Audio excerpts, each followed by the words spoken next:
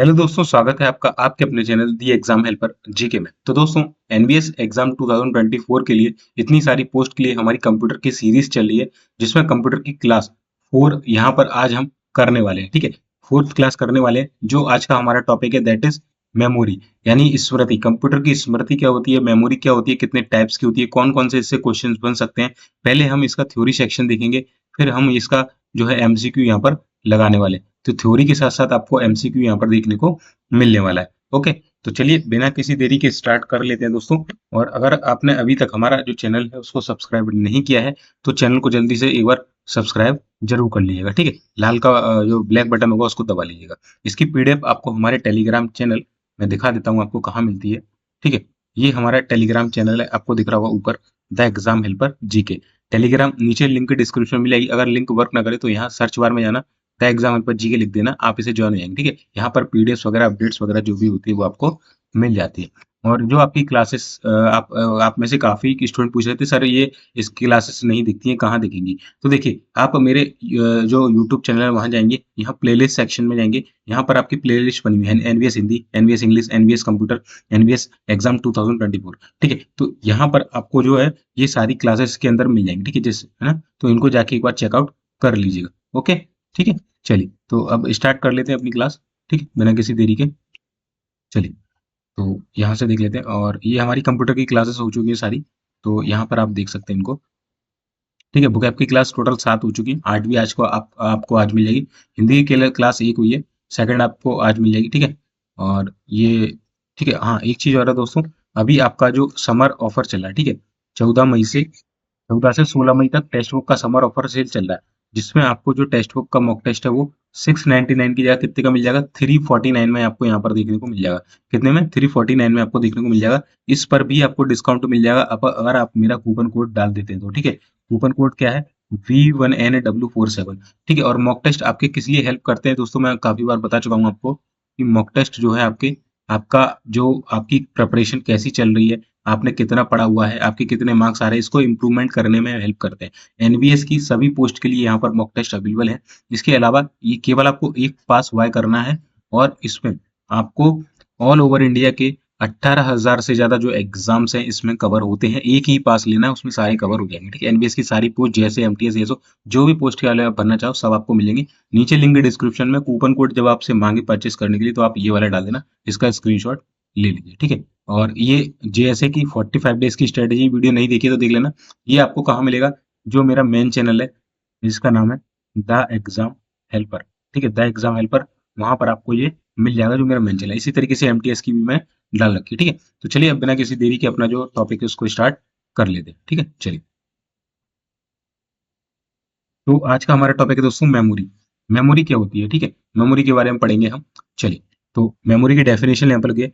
Memory computer का बुनियादी घटक है। यह कंप्यूटर का आंतरिक भंडारण, इंटरनल स्टोरेज क्षेत्र है, यानी कंप्यूटर के अंदर जो भी हम चीजें उसमें डालते हैं, जो भी हम उसमें रखना चाहते हैं, तो उसके लिए जो मेमोरी है वो आंतरिक भंडारण स्टोरेज क्षेत्र होता है। ठीक है, केंद्रीय प्रोसेसिंग इकाई, यानी कि जिसे हम सेंट्रल प्रोसेसिंग यूनिट सीपीयू कहते हैं। सीपीयू को प्रोसेस करने के लिए इनपुट डाटा एवं निर्देश इंस्ट्रक्शन चाहिए, जो कि मेमोरी में संग्रहित होते हैं। भाई सीपीयू जो प्रोसेस करता है, कोई भी चीज आपने सीपीयू के अंदर डाली, तो वो जैसे आपने कोई डाटा डाला, यहाँ से कीबोर्ड से आपने अपना नाम टाइप किया, तो वो कहीं तो जाके कंप्यूटर में स्टोरेज हुआ। तो इसीलिए जो इंस्ट्रक्शन, जो निर्देश चाहिए वो उसकी मेमोरी में संग्रहित होते हैं, इसलिए कंप्यूटर को मेमोरी चाहिए होती है। मेमोरी में मेमोरी में ही संग्रहित डेटा तथा निर्देश का प्रोसेस होता है, और उसी का फिर कंप्यूटर प्रोसेस करता है। आपने यहाँ से टाइप कर दिया, या आपने यहाँ से फोटो डाला, वो गया आपके स्टोरेज में। स्टोरेज के बाद उसे सीपीयू के द्वारा प्रोसेस किया जाएगा, फिर आपको क्या हो जाएगा, आउटपुट प्राप्त हो जाएगा। अतः मेमोरी कंप्यूटर का एक क्या है, आवश्यक अंग है। ठीक है, तो मेमोरी क्या है, आवश्यक अंग है। ध्यान रखिए, एसेंशियल चीज है मेमोरी, बिना मेमोरी के कंप्यूटर चलेगा ही नहीं, है ना। चलिए चलिए, अब देख लेते हैं दोस्तों डेटा प्रतिनिधित्व। प्रतिनिधित्व क्या होता है, यानी कि थोड़ा ऊपर करते हैं, डेटा रिप्रेजेंटेशन क्या होता है। ठीक है, चलिए, तो मेमोरी बहुत सारे सेल्स में बटी होती है। मेमोरी क्या होती है, बहुत सारे सेल में बटी होती है, जिन्हें लोकेशंस कहते हैं। क्या कहते हैं, जिन्हें लोकेशन कहते हैं, काफी इंपॉर्टेंट है, ध्यान रखना। ठीक है, तो मेमोरी किस में बटी होती है, सेल में बटी होती है, जिन्हें क्या कहते हैं, हम लोकेशन कहते हैं। ठीक है, थोड़ा छोटा कर लेते हैं। ओके, चलिए, तो मेमोरी शेल में बटी होती है, इन्हें लोकेशन कहते हैं। हर लोकेशन का एक अलग लेवल होता है, जिसे एड्रेस कहते हैं। ठीक है, हर लोकेशन का क्या होता है, एक अलग लेवल होता है जिसे एड्रेस कहते हैं। सेल का उपयोग डेटा और निर्देश के संग्रह के लिए किया जाता है। सारे डेटा और निर्देश कंप्यूटर में बाइनरी कोड के रूप में रहते हैं। ठीक है, आपको मालूम होगा जो हमारा कंप्यूटर है 0 तथा 1 के फॉर्म में ही डाटा को स्टोर करता है। अगर मैं अपना नाम राहुल यहाँ पर टाइप करूंगा, ठीक है, कीबोर्ड के द्वारा तो मैं राहुल लिख रहा हूँ, बट जो कंप्यूटर में जा रहा है वो 0 1 के फॉर्म में जाता है। ठीक है, इस तरीके से ठीक है, जिसे 0 तथा 1 से निरूपित किया जाता है। ठीक है, तो बाइनरी फॉर्म में जाता है 0 तथा 1 के रूप में। 1 सर्किट के ऑन स्थिति को दर्शाता है। अब मालूम है, देखिए अब यहाँ पर 2 ही डिजिट है, 1 और 0। 0 का मतलब क्या होता है भाई, कुछ नहीं है, बंद होगा चीज, है ना, क्या होगी, चीज बंद होगी। और 1 का मतलब क्या होगा, चालू होगी कोई चीज, ऑन होगी कोई चीज, है ना, इस तरीके से। तो 1 सर्किट के ऑन स्थिति को दर्शाता है तथा 0 सर्किट के ऑफ स्थिति को दर्शाता है।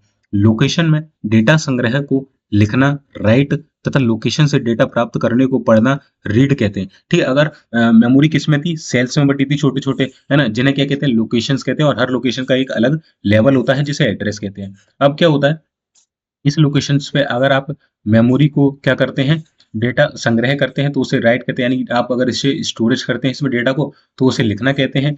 और अगर आप इससे डेटा प्राप्त करते हैं, डेटा को पढ़ते हैं तो उसे क्या कहते हैं, रीड कहते हैं। ओके, चलिए। प्रत्येक लोकेशन में निश्चित बिट स्टोर की जाती है। प्रत्येक जो लोकेशन होती है वहां पर एक निश्चित बिट स्टोर की जाती है। ठीक है, ओके। और बिट क्या होती है, कंप्यूटर की सबसे छोटी इकाई जो होती है वो मेमोरी यूनिट होती है, बिट होती है। बिट से भी छोटा होता है एक निब्बल, ठीक है, वो अभी पढ़ेंगे हम। जिसे वर्ड लेंथ कहा जाता है। ठीक है, जो प्रत्येक लोकेशन में एक निश्चित बिट स्टोर होती है जिसे कहता है वर्ड की लेंथ कहा कहते हैं। वर्ड लेंथ 8,16,32 या, है ना, यानी कि इसे आप ऐसा बोल सकते हैं कि देखिए 8,16,32 लिखा है यहाँ पर। ठीक है, 8,16,32 ही है ये। ठीक है, इसको पूरा मत पढ़ना। ठीक है, तो क्या वर्ड की लेंथ कितनी होती है, 8 की, 16 की, 32 की या 64 बिट की हो सकती है। ठीक है, 8 बिट को मिलाकर क्या बन जाता है आपका, एक बाइट बन जाता है। ओके, तो वर्ड की लेंथ कितनी हो सकती है, आपसे क्वेश्चन पूछा गया कि वर्ड की लेंथ है वो क्या क्या हो सकती है, तो 8, 16, 32, 64। ठीक है, ध्यान रखना, 8 का डबल 16, 16 का 32, 32 का 64, 4 बार आपको ये चीज करनी है। बिट बाइनरी डिजिट की सबसे छोटी इकाई है। मैंने आपको बताया था बिट क्या होती है, बाइनरी डिजिट की सबसे छोटी इकाई होती है। बाइट डेटा की एक इकाई है जो एब्सिडिक एब्सिडिक यानी कि external binary coded decimal interchange code. ठीक है, इसको एक्सटेंडेड भी बोलते हैं, extended binary coded decimal interchange code. ठीक है, यहाँ पर एक्सटर्नल लिखा हुआ है बट एक्सटेंडेड इसे बोलते हैं। ठीक है, चलिए। क्या बोला है कि एब्सिडिक में 8 बिट्स तथा ASCII American standard code for information interchange में 7 बिट्स के समूह होता है। ठीक है, तो आपसे अगर पूछ ले कि एब्सिडिक में कितने कोड होते हैं, कितने जो बिट्स समूह होते हैं, तो इसमें 8 बिट्स समूह होते हैं। वहीं आपसे पूछ ले कि ASCII में कितने बिट्स समूह होते हैं, तो इसमें आपके 7 बिट्स समूह होते हैं। ये क्वेश्चन पूछा जाता है, इस चीज को ध्यान रखना। ठीक है, ASCII 7 बिट्स समूह के साथ होता है और एब्सिडिक आपका 8 बिट समूह के साथ होता है। ओके, आई होप आप समझ लोगे। इसकी फुल फॉर्म भी पूछी जाती है, तो वो भी आपको क्या रखना है, याद रखना है। ओके, याद हो गया वो आपको। चलिए, अब देखते हैं मेमोरी के टाइप्स, यानी टाइप्स ऑफ मेमोरी, मेमोरी के प्रकार कौन कौन से होते हैं। ठीक है, तो इस यहाँ से 2-3 क्वेश्चन बनते हैं। मैंने बताया वर्ड की लेंथ 8, 16, 32, 64 हो सकती है। 2 तरीके के कोड होते हैं, इसमें 8 बिट सम होता है, इसमें 7 बिट सम होता है। ठीक है, ओके, समझ गए। देखिए अब इसमें एस का ही नहीं दिख रहा, अब इसमें एस आ रहा है तो एस से आप समझ जाना 7। ठीक है, इस तरीके से आप याद रख लीजिएगा। ओके, अब इसमें बी दिख रहा है तो बी कैसा होता है, 8 के जैसा, तो इस तरीके से थोड़ा आप याद रख लेना। ठीक है, 0 1 वाला फॉर्मूला होता है कि 0 ऑफ होता है, 1 क्या होता है, ऑन होता है, इसे बाइनरी डिजिट कहते हैं। ठीक है, ओके। और मेमोरी कैसी होती है, छोटे छोटे सेल में बटी होती है जिन्हें लोकेशन कहते हैं, और प्रत्येक लोकेशन का एक लेवल होता है जिसे एड्रेस कहते हैं। ठीक है, ये थोड़े क्वेश्चन है जो बन सकते हैं, इसलिए मैं थोड़ा रिवाइज करा देता हूँ आपको। चलिए, अब देखते हैं मेमोरी के प्रकार, टाइप्स ऑफ मेमोरी कितनी होती है। तो मेमोरी मेमोरी देखिए यहाँ पर लिखा है, एक टाइप होता है सेमीकंडक्टर या प्राथमिक मेमोरी या मुख्य या मेन मेमोरी। ठीक है, तो एक होती है प्राथमिक मेमोरी, और ये दूसरी जो होती है आपकी द्वितीयक सेकेंडरी या सहायक, जिसे बोलते हैं ऑक्सिलरी मेमोरी या बैंकिंग स्टोर मेमोरी भी आप इसे बोलते हैं। ठीक है, तो यहाँ पर क्या होता है, मेमोरी 2 प्रकार की होती है। सबसे पहले सेमीकंडक्टर या प्राथमिक या मेन मेमोरी से आप बोल सकते हैं, सेमीकंडक्टर, प्राथमिक या मेन। दूसरी जो होती है वो द्वितीयक या ऑक्सिलरी या उसे बैकिंग स्टोर मेमोरी भी आप कह सकते हैं। बैकिंग मतलब पीछे से लगाने वाली, सहायक मतलब बाद में सहायता करे, द्वितीयक मतलब दूसरी मेमोरी। यहाँ पर ये सेमीकंडक्टर है जो आपके साथ में ही यूज होती है, कंप्यूटर के साथ ही आती है, प्राथमिक या मुख्य मेमोरी। ठीक है, अब देख लेते हैं कि जो मेन मेमोरी होती है इसमें कौन कौन से आती हैं। तो मेन मेमोरी में आपकी तो एक आती है स्थायी मेमोरी, जिसे हम बोलते हैं नॉन वोलेटाइल। ये इंग्लिश में वर्ड पूछता है कि नॉन वोलेटाइल मेमोरी कौन कौन सी है, तो नॉन वोलेटाइल यानी स्थिर। और एक होती है कैश मेमोरी एक होती है आपकी अस्थायी, जिसे हम वोलाटाइल बोलते हैं, ठीक है। बेसिकली जो वोलाटाइल मतलब जो वोलाटाइल शब्द होता है ना, वोलाटाइल, वोलेटाइल का इंग्लिश में जो इस वोलेटाइल जो वर्ड है, इसका हिंदी में जो मतलब होता है वो होता है अस्थाई, अस्थिर या अस्थाई, ठीक है। तो ध्यान रखना। और नॉन वोलेटाइल है तो वो स्थाई हो जाएगी, ठीक है। इस तरीके से आपको चीजें याद रखनी है, ओके। तो मेन मेमोरी कितने टाइप की होती है? एक तो होती है नॉन वोलेटाइल यानी कि स्थाई मेमोरी, एक होती है कैश मेमोरी, दूसरी होती है अस्थाई यानी कि वोलेटाइल मेमोरी। स्थाई मेमोरी में कौन कौन से होते हैं? तो इसमें रोम होता है, पीरोम होता है, ठीक है। यहाँ पर इंग्लिश में लिख देता हूँ, ठीक है। पीरोम होता है, ई पीरोम होता है, ई, ठीक है, ई पीरोम होता है, और डबल ई पीरोम होता है, ठीक है। क्या होता है? डबल ई पीरोम होता है, ओके। ये सारी आपकी जो है प्राथमिक जो मेमोरी है उसके अंतर्गत जो स्थायी मेमोरी है उसके पार्ट होते हैं रोम, पीरोम, ईपी रोम, डबल ईपी रोम, ओके। एक होती है कैश मेमोरी जो कि आपका एक बीच में मेमोरी का काम करती है, जो कि फास्ट मेमोरी होती है। इसके बाद होती है अस्थायी मेमोरी। अस्थायी मेमोरी कौन सी होती है? रैम। रैम जो होती है वो आपकी क्या होती है? अस्थायी मेमोरी होती है। जैसे आपके जो, जैसे फोन को ही ले लीजिए, फोन में जितने भी जो प्रोग्राम स्टोर किए जाते हैं वो सारे सारे रोम में स्टोर किए जाते हैं। वहीं जब आप गेम वगैरह खेलते हैं या कोई भी एप्लीकेशंस का यूज करते हैं, वो आपके रैम में यूज किए जाते हैं, और वो तब तक रैम में रहते हैं जब तक आप उसको चला रहे हैं या आपका मोबाइल ऑन है। मोबाइल बंद होते ही वो रैम से हट जाएगा, बट ये वाली चीजें नहीं हटती हैं, ये वहीं की वहीं स्टोरेज रहती है, ओके। इस तरीके से आप याद रख सकते हैं कि रैम क्या होती है? अस्थायी मेमोरी होती है। अब इसमें कौन कौन से इसके जो, ये हो गया आपका, ठीक है। तो ये वाला आपका कंप्लीट हो गया, ठीक है। तो प्राथमिक मेमोरी ये टाइप्स पूछते हैं, ठीक है। तो मेमोरी कितने दो प्रकार की होती है? पहली सेमीकंडक्टर जिसे कह लो, या प्राथमिक कह लो, या मेन मेमोरी कह लो। दूसरी होती है द्वितीयक, सहायक या बैकिंग स्टोर। प्राथमिक मेमोरी के अंतर्गत तीन मेमोरी आती है, दैट इज स्थायी, कैश मेमोरी और अस्थायी मेमोरी। अस्थायी मेमोरी में रैम आती है, स्थायी मेमोरी में रोम, पीरोम, ईपी रोम और डबल ईपी रोम आ जाता है आपका, ठीक है। इसके फुल फॉर्म भी पूछे जाते हैं। Read only memory, programmable read only memory, electrical programmable read only memory, electrically erasable programmable read only memory, ठीक है। अभी हम आगे देखेंगे। रैम का होता है रैंडम एक्सेस मेमोरी, ओके। चलिए, अब द्वितीयक मेमोरी जो होती है वो कितने टाइप्स की होती है यहाँ पर देख लेते हैं। तो इसमें आपका हार्ड डिस्क आ जाता है, ठीक है। हार्ड डिस्क जो कंप्यूटर में बाहर से लगाई जाती है, ठीक है।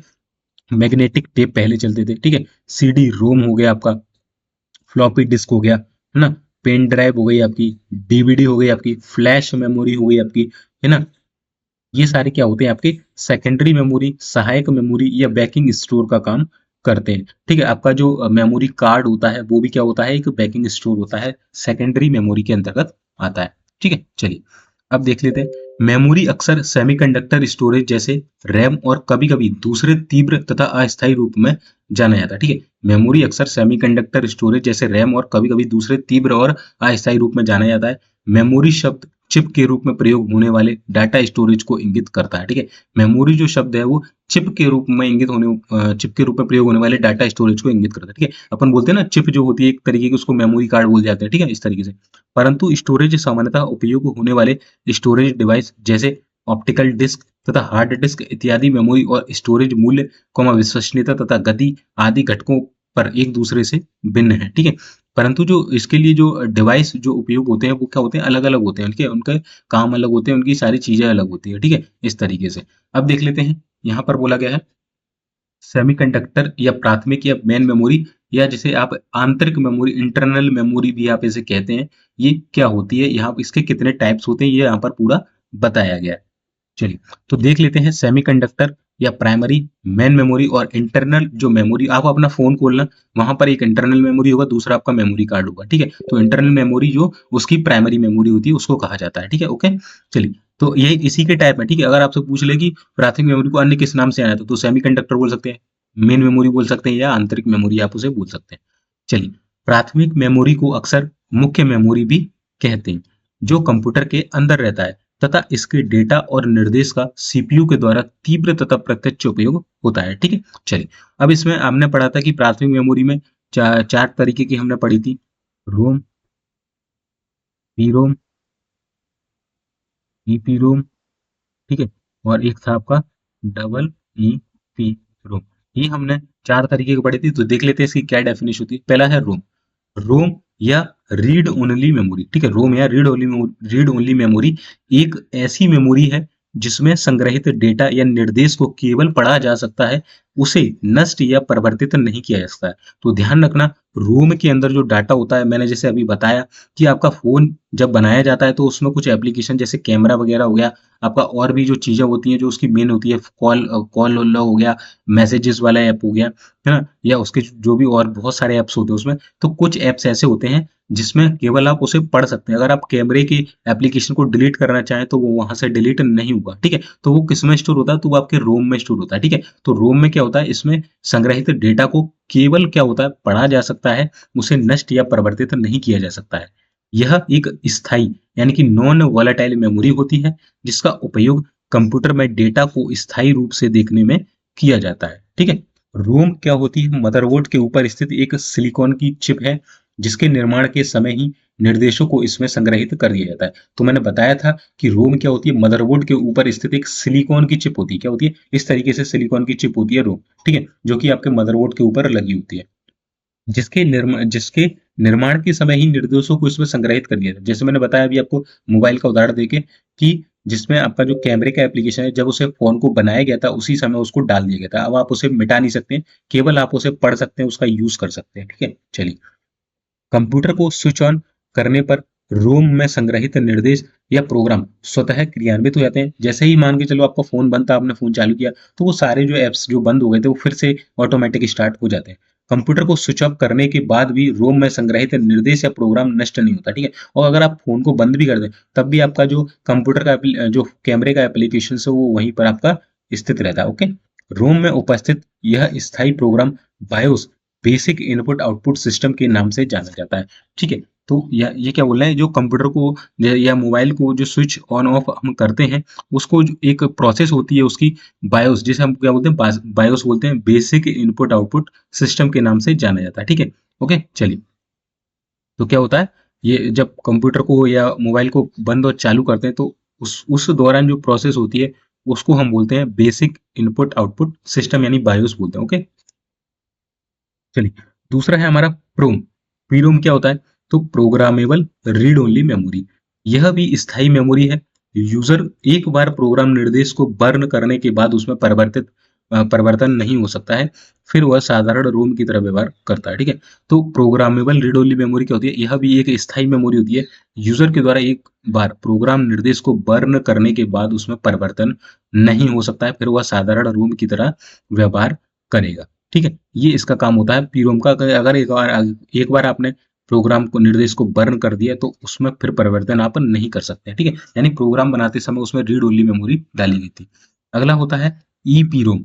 ई पीरोम क्या होता है, erasable programmable read only memory इसे हम कहते हैं। यह भी पीरोम की तरह एक स्थायी मेमोरी होती है। ये सारी स्थायी मेमोरी चल रही है, ठीक है। स्थायी कह लो, प्राइमरी कह लो, मेन मेमोरी कह लो, सेमीकंडक्टर कह लो, इंटरनल मेमोरी कह लो, ये सारे आपके इसी के टाइप्स हैं, ओके। तो यह भी एक पीरोम की तरह स्थायी मेमोरी है, यानी कि नॉन वोलेटाइल मेमोरी है, परंतु बर्निंग की प्रक्रिया, बर्निंग प्रोसेस परावैंगनी किरणों की सहायता से दोहराई जाती है। इसे परावैंगनी ई प्रोम यानी कि अल्ट्रा वायलेट ई प्रोम भी कहते हैं। इसमें क्या होता है, इलेक्ट्रिकली माध्यम से क्या होता है, प्रोग्राम को स्टोर किया जाता है बर्निंग प्रोसेस के द्वारा। बर्निंग प्रोसेस यानी कि प्रोग्राम को उसमें डालना।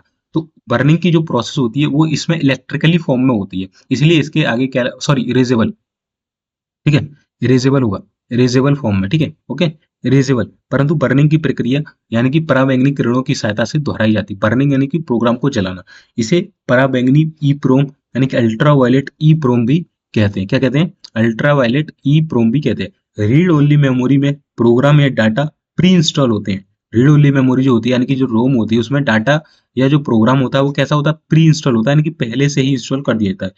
फर्मवेयर सॉफ्टवेयर और हार्डवेयर का मेल कॉम्बिनेशन है, ठीक है। फर्मवेयर, फर्मवेयर क्या होता है, फर्मवेयर क्या होता है, फर्मवेयर एक टर्म आती है, आपसे पूछा जाता है कि फर्मवेयर क्या होता है।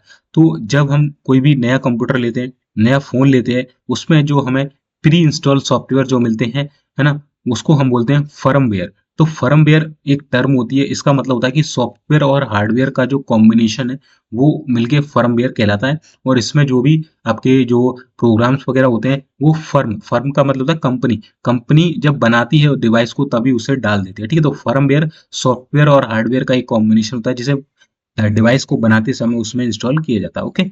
चलिए, रोम हो गया, पीरोम हो गया और ई प्रोम, जिनमें डाटा या प्रोग्राम संग्रहित रहते हैं फर्मवेयर है। ये क्या है? रोम हो गया, प्रोम हो गया, ईपी रोम हो गया, जिनमें डाटा या प्रोग्राम संग्रहित होते हैं, ये सारे क्या आते हैं? फर्मवेयर के अंतर्गत आते हैं। ठीक है, फर्मवेयर मैंने सिंपली समझा दिया। फर्म बेसिकली आपने सुना होगा ना, फर्म वाली फर्म, फर्म है, फर्म यानी कोई कंपनी है, फर्मवेयर है। तो फर्मवेयर यानी कि उस कंपनी ने जब भी कोई प्रोडक्ट बनाया होगा, कोई भी डिवाइस बनाया होगा, तो उसमें सॉफ्टवेयर को और हार्डवेयर के कॉम्बिनेशन के साथ साथ उसमें कुछ चीजें डाल दी, और वो किस में रहती है? रोम में, पिरोम में, ईप्रोम में। ठीक है, तो उसे हम कहते हैं फर्मवेयर। ओके, आई होप आप समझ गए। चलिए, इसके बाद आता है डबल ईपी रोम, यानी कि electrically erasable programmable read only memory. Okay, यह भी ईपी रोम की तरह स्थायी मेमोरी है, परंतु बर्निंग प्रक्रिया विद्युत पल्स की सहायता से फिर से की जा सकती है। ओके, इसमें क्या होता है? बर्निंग प्रक्रिया जो है वो विद्युत पल्स की सहायता से फिर से की जा सकती है। इसमें ईपी रोम में क्या हो रहा था, है ना? देखिए यहाँ पर तीन चीजें, एक तो है पीरोम। पीरोम में बर्निंग प्रोसेस क्या होता है? एक बार प्रोग्राम निर्देश को बर्न कर दिया तो उसमें परिवर्तित नहीं होगा। इसके बाद ईपीरो में बोला था, परंतु बर्निंग की प्रोसेस जो होती है इसमें रिपीट की जा सकती है, किसकी सहायता से? अल्ट्रावायलेट की सहायता से। ठीक है, और इसमें जो बर्निंग की प्रोसेस है, बर्निंग की प्रोसेस जो है वो फिर से दोहराई जा सकती है, किसके माध्यम से? विद्युत पल्स के माध्यम से, यानी कि electrically erasable programmable read only memory की सहायता से। ओके, चलिए, पांचवा है हमारा कैश मेमोरी। कैश मेमोरी काफी पूछा जाता है, काफी इंपॉर्टेंट है। यह सीपीयू यानी कि केंद्रीय प्रोसेसिंग इकाई, सेंट्रल प्रोसेसिंग यूनिट तथा मुख्य मेमोरी के बीच का भाग होता है। जो आपका सीपीयू होता है और जो मेन मेमोरी होती है उसके बीच में एक कैश मेमोरी लगी होती है, जिसका उपयोग बार बार उपयोग में होने वाले डेटा और निर्देशों के संग्रहित करने में किया जाता है। जो आप चीज बार बार यूज कर रहे हैं, जो डेटा आप बार बार यूज कर रहे हैं, जो भी प्रोसेस आप बार बार कर रहे हैं, तो उस दौरान आपकी कैश मेमोरी में उसको लिया जाता है। इसमें मुख्य मेमोरी तथा प्रोसेसर के बीच गति अवरोध दूर हो जाता है। यानी कि उसमें क्या होता है? देखिए, एक बीच में क्या है, रजिस्टर जो कैश मेमोरी होती है वो आपके, जैसे आपको गेम खेलना है, आप बार बार गेम खेलते हैं, है ना? आपने अभी खेला 1 घंटे पहले, फिर आपको 2 घंटे बाद फिर खेला, तो वो क्या होता है? कुछ समय के लिए आपकी कैश मेमोरी में डला रहता है, जिससे क्या होता है? आप डायरेक्ट जैसे फोन में अगर गेम चालू करते हैं तो गेम चालू होके उसको सीपीयू से लेने की जगह वो कैश मेमोरी से उठा लेता है। तो जो आपके फोन चालू, गेम चालू होने से सीपीयू तक जाने का समय था, वो कैश मेमोरी ने यहाँ पर डिले कर दिया। ठीक है ना? देखिए, जैसे ये मुख्य मेमोरी में पड़ा था आपका गेम, जब आपने चालू किया, यहाँ कैश मेमोरी है, सीपीयू है। तो जब आपने दोबारा से गेम खेला, पहली बार तो आपने खेला, है ना, 2 बार, 2-3 बार खेला, तो कैश मेमोरी को पता चल गया कि ये बार बार यूज करता है, तो इसने अपने अंदर स्टोर कर लिया। फिर आपने 2 घंटे बाद जैसे ही स्टार्ट किया, तो वो प्रोसेस यहाँ से यहाँ ना होते हुए यहाँ से यहाँ हो जाती है। ठीक है, कैश मेमोरी से सीपीयू में हो जाती है, तो एक स्टेप आपका बच जाता है, तो उसमें लगने वाला कुछ समय आपका जो है वो बच जाता है यहाँ पर। ठीक है, इस तरीके से आप इस चीज को देख सकते हैं। ओके, चलिए, अब देख लेते हैं। ठीक है, तो इसमें मुख्य मेमोरी तथा प्रोसेसर के बीच गति अवरोध दूर हो जाता है, क्योंकि मेमोरी से डेटा पढ़ने की गति सीपीयू के प्रोसेस करने की गति से काफी मंद होती है। यह तीव्र होता है, महंगा तथा अपेक्षाकृत छोटा स्टोरेज फॉर्म है। ठीक है, एक तो ये तीव्र होता है, बहुत फास्ट होती है कैश मेमोरी। ठीक है, और एक तो होती है कॉस्टली होती है, तथा ये क्या होती है? छोटा स्टोरेज, मतलब ये कुछ केबीज वगैरह में आते हैं, बहुत छोटे होते हैं। ठीक है, इस तरीके से। ओके, चलिए, तो काफी इंपॉर्टेंट है कैश मेमोरी। चलिए, अगला हम देख लेते हैं रैम। रैम क्या होती है? रैम आपको पता था अस्थायी मेमोरी होती है, वॉलेटाइल मेमोरी होती है, जिसे हम रैंडम एक्सेस मेमोरी कहते हैं। कंप्यूटर में सबसे ज्यादा उपयोग होने वाला यह मेमोरी है। यह अस्थायी वॉलेटाइल मेमोरी, जैसे अभी मैं आपको ये पढ़ा रहा हूँ, ठीक है, तो मैं किसी सॉफ्टवेयर का यूज कर रहा हूँ, तो ये सॉफ्टवेयर कहाँ यूज हो रहा है आपका? ये सॉफ्टवेयर आपका रैम में यूज हो रहा है, या मैं कोई भी चीज इसमें कर रहा हूँ तो वो रैम में चल रही है। ठीक है, और ये रैम क्या होती है? सबसे ज्यादा यूज होने वाली मेमोरी, क्योंकि हम बार बार कोई भी चीज, हम जब भी हम अपने फोन को, जब भी हम अपने कंप्यूटर को स्टार्ट करेंगे, तो रैम वहां पर एक्टिव हो जाती है, और कोई भी हम प्रोग्राम वगैरह चलाते हैं तो वो रैम के द्वारा एक्सेस किया जाता है। ठीक है, इसलिए बोलते हैं कि ज्यादा रैम होगी तो ज्यादा आपका फास्ट मोबाइल चलेगा। ओके, चलिए, तो ठीक है, यहाँ पर देख लेते हैं। एक सेकंड रुकिएगा। ओके, चलिए, तो यहाँ से हम इसको देख लेते हैं। ठीक है, तो ये अस्थाई कंप्यूटर में सबसे ज्यादा उपयोग होने वाली मेमोरी है, इसे अस्थाई वॉलेटाइल मेमोरी है। अर्थात अगर विद्युत सप्लाई बंद हो जाती है तो इसमें संग्रहित डेटा सूचना भी खत्म होती है। जैसे ही आपने अपना फोन बंद किया तो उसमें जो भी डाटा चल रहा था वो क्या होता है? खत्म हो जाता है। जैसा कि नाम से ही प्रतीत होता है, रैंडम एक्सेस मेमोरी, रैंडम चीजें होंगी इसमें। ठीक है, रैंडम एक्सेस मेमोरी कि कहीं से भी डेटा को पढ़ा जा सकता है, उसके लिए क्रमबद्ध पढ़ना आवश्यक नहीं है। ठीक है, कहीं से भी उठा के डेटा को पढ़ सकता है। इसमें डेटा को पढ़ना तथा लिखना तीव्र गति से होता है। रैम एक स्पेस है जहां डाटा लोड होता है, क्या होता है, डाटा लोड होता है और फिर काम करता है। आप गेम खेलते हो फोन में तो पहले वो रैम में लोड होगा, उसके बाद आपका चलेगा। अगर आपकी रैम उस लायक नहीं है तो वो आपके गेम को नहीं चलाएगी। ओके, चलिए, रैम आपकी 64 MB की, 128 MB की, 256 MB की, 512 MB की, 1 GB आदि क्षमता में उपलब्ध है। ठीक है, तो आजकल तो भाई 1 GB क्या, आजकल तो 12 GB, है ना, 16 GB, उससे भी कहीं ज्यादा जो है जीबी की जो रैम्स है वो अवेलेबल है। ठीक है, कितनी भी एमबी की आपकी जो रैम्स वगैरह है वो हो सकती है। रैम मुख्यतः दो प्रकार की होती है। कौन कौन सी होती है तो चलिए देख लेते हैं। एक तो होती है आपकी dynamic RAM, dynamic random access memory से बोलते हैं। ठीक है, डायनेमिक रैंडम एक्सेस मेमोरी, इसमें डेटा को बार बार रिफ्रेश करना होता है तथा स्टैटिक रैम की तुलना में सस्ता होता है। अब डायनेमिक क्या होता है, डायनेमिक का बेसिकली अगर हिंदी में अर्थ देखेंगे तो क्या होता है, गतिशील होता है ना, यानी कि डाटा इसमें क्या गति करते रहता है, हमेशा एक जगह स्थित नहीं रहता है वो। ठीक है, और ये क्या, ये बेसिकली क्या होता है, ये सस्ता होता है स्टैटिक रैम की तुलना में। स्टैटिक रैम क्या होती है, स्टैटिक रैम यह डेटा को रिफ्रेश करने की आवश्यकता नहीं होती है तथा इसकी गति डायनामिक रैम से तेज होती है, परंतु ये महंगा होगा। स्टैटिक में क्या भाई, स्टैटिक का हिंदी में अर्थ क्या हुआ इसका, स्थिर, है ना। अब इसमें क्या डाटा स्थिर रहेगा, बार बार हिलेगा डुलेगा नहीं। अगर आपकी रैम एक 12 GB की रैम है, आपकी एक 4 GB की रैम है, तो भाई इसमें जो रैम लगी होगी वो डायनामिक लगी होगी, ऑब्वियस सी बात है, क्योंकि भाई इसमें क्या होगा, आपका डाटा जैसे ही लोड करेंगे गेम, वो बाहर निकाल देगा, बार बार आपको खेलोगे 1 घंटे बाद फिर गर्म हो जाएगा। और 12 GB में आप खेलते रहो खेलते रहो खेलते रहो, कोई दिक्कत नहीं है। ठीक है, इसमें स्टैटिक रैम लगी होगी। ठीक है, इस तरीके से आप इसको देख सकते हैं। ओके, चलिए, तो डायनेमिक रैम क्या होती है, बार बार रिफ्रेश करने की आवश्यकता होती है। स्टैटिक में इसमें रिफ्रेश करने की आवश्यकता नहीं होती है, इसकी गति क्या है, स्थिर रहती है। ठीक है, चलिए, इसके बाद हमारा आता है द्वितीयक मेमोरी, जिसे हम सेकेंडरी मेमोरी कहते हैं। ठीक है, सॉरी, इसे क्या कहते हैं, सेकेंडरी मेमोरी हम कहते हैं। इसे सहायक यानी कि ऑक्सिलरी तथा बैकिंग स्टोरेज मेमोरी भी कहते हैं। चूंकि मुख्य मेमोरी अस्थायी, वॉलेटाइल तथा सीमित क्षमता वाले होते हैं, इसलिए द्वितीयक मेमोरी की बड़ी मात्रा में स्थायी नॉन वॉलेटाइल डेटा मेमोरी के रूप में इस्तेमाल करते हैं। ठीक है, तो जो आपके जो प्राइमरी मेमोरी होते हैं, है ना, जो आपके रोम होते हैं, रैम होते हैं, कैश मेमोरी होती है, उन वो क्या होते हैं, साइज में काफी छोटे होते हैं, उनकी एक लिमिटेड सीमा होती है। ठीक है, अब देखिए, जैसे अब मान के चलो 16 GB की भी अगर रैम दे दी तो उसमें कितना कुछ स्टोर करोगे भाई, है ना, कितना ही क्या स्टोर आजकल तो। और अगर हम सेकेंडरी मेमोरी देखें तो टीबी इसमें आती है ना, 1 TB, 512 GB, है ना, 256 GB, इस तरीके से। तो सेकेंडरी मेमोरी की हमें इसलिए आवश्यकता पड़ती है क्योंकि जो प्राइमरी मेमोरी होती है वो काफी छोटी होती है साइज में। ओके,